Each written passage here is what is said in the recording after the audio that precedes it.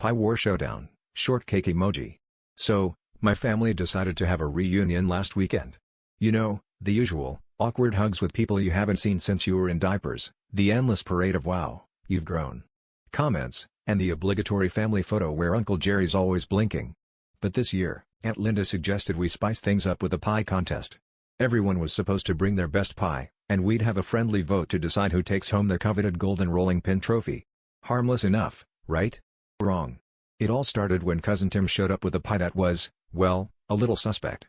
He claimed it was a deconstructed pecan pie, but to the rest of us, it looked like he'd just spilled a bunch of ingredients on a plate and called it a day. Things took a turn when Aunt Linda, the reigning pie champion, gave Tim a look that could curdle cream. She took a bite and then, with the dramatic flair of a soap opera star, declared his pie an abomination to the pastry gods. Now, in any normal family, this would just be brushed off, but in ours, it was as if she'd thrown down an edible gauntlet. Tim, not one to back down, challenged her to a pie-off, right then and there. The catch? They had to make their pies from scratch, using whatever ingredients they could scrounge up in the kitchen. And thus, the Great Pie War of 2023 commenced. Before we knew it, the kitchen was a battleground.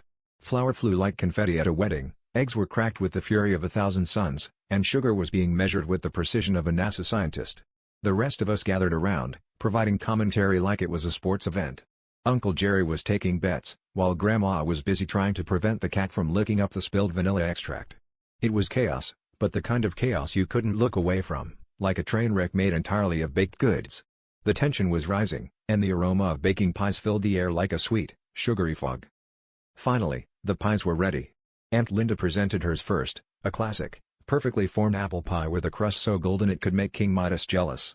Tim followed, unveiling his creation, a pie that looked suspiciously like it had been assembled by a committee of toddlers.